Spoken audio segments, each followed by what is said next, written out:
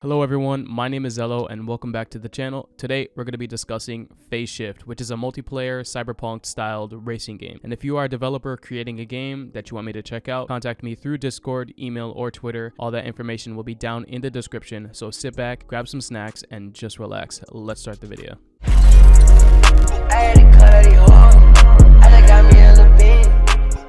Phase Shift, as you know, is an online multiplayer cyberpunk styled racing game. Holy crap, I had to take a breath before I even read that. Developed and published by Bubblehead Studios. I don't know much about their past projects, so don't really ask me. I have no fucking idea. I found out as much as I could about this studio and I couldn't really find much on the website or online or about the person or people. I don't freaking know. Okay, let's just move on, please. Phase Shift is in beta and will release on Steam in early access on March 3rd, 2022, which is this year for about £10, which is equivalent to 13 American dollars. I don't know, someone call a freaking expert because I don't really know, which honestly is not that bad if you think about it. Also, there is a demo you could try out for free on Steam. I think it's free. Last time I got it, it was free, so maybe they changed it. I don't know. The demo is currently 1.35 gigabytes, so if you have the extra space, you might as well give the game a shot. It's free, right? First off, we're gonna talk about how incredibly satisfying the weaponry and abilities are. That combined with the Star Wars type sound effects that makes the game much more immersive than it actually is. There's so many times where I just wanted to sit back and relax with my feet on my desk and listen to the cries of my enemies get exploded to another dimension. I mean, see for yourself.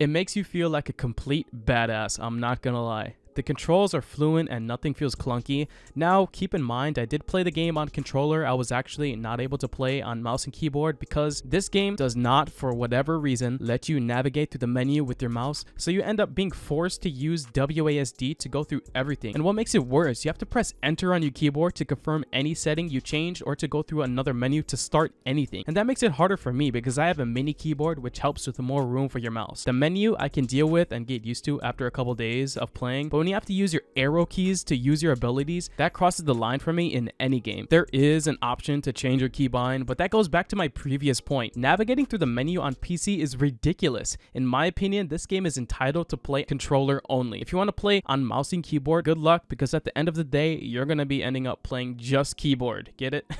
And if you have a 60% mini keyboard like me and have to press function to interact with certain keys, you're going to end up playing Twister with your fingers and get arthritis within days. With that being said, this game needs way better menu design and functionality for mouse and controller. On the customization side of things, I got to admit, it is pretty dull. You can only really change your wheels, the color of your bike, and the thrusters, which is nice, but this also worries me about the overall incentive and longevity of the game. You can earn EXP from playing matches and using currency to purchase new, cool abilities, which are completely awesome, by the way. We'll talk about the abilities after this. So let's say I purchase all the abilities and have all the wheels. What else is there to do? I mean, going in matches, killing bots and other players is fun, but is customization and managing loadouts the only incentive? I hope not. Remember, this is a free demo, so I only am limited to a certain amount of abilities. So there's certain categories for your abilities and weapons. You have your light weapon, heavy weapon, defense, and utility.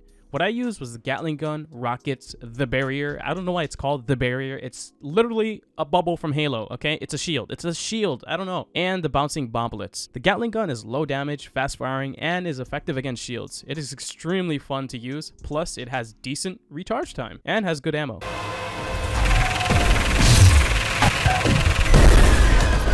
What sucks though, this goes for most of the weapons, the tracking is kind of hard. I wish there was some sort of lock-on targeting system where it has much more clear indication where your projectiles are going to go. The rockets have to be one of my favorites so far that I've used. Seeing them fly towards your enemy and just explode instantly, and it does solid damage. The other abilities I was able to use are pretty easy to explain. They're just a shield, and the other one just lays down mines. They're pretty cool, I guess. Let's talk about the maps. There's two maps. There's Vokoda City and Missouri Iceberg. I have no idea how to say them. For the maps, honestly, there's not much to say about them. The map design is pretty simplistic. Both maps have a start and a finished. What I don't like is that there is not much big ramps, big jumps, shortcuts, or anything like that to make the game more intense. That's like key things that should be in a racing game. Also, there's no map. Why the hell not? This helps indication on where to go and what's ahead. This needs to be added, as well as much more visibility for the HUD that's at the bottom. It's very hard to see the cooldown for ability, for me at least. I forgot to mention that when loading into a match, why is this so boring? When I enter a match ready to race my opponents, I want some epic music or a cool montage or something. It should not be just complete silence.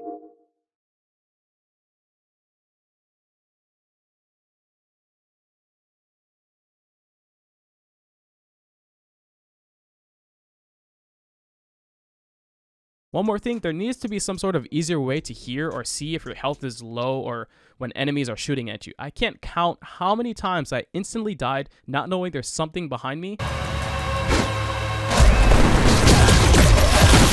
It would be cool if there was some sort of AI voice that says, "Incoming missile." Now that's kind of cool, you got to admit. Here's the big question. Should you pay £10 or $13 for this game? Yes. The reason being is if early access actually is much more different than this, with everything polished and changed, this has a chance to be a decent sized game. Now, do I see this game being a massive Game of the Year title? Now, no, but I do see it developing a good sized community to eventually make more projects, and that's a pretty good starting goal in my opinion. With all that being said, my name is Zello, and I'll catch you in the next episode.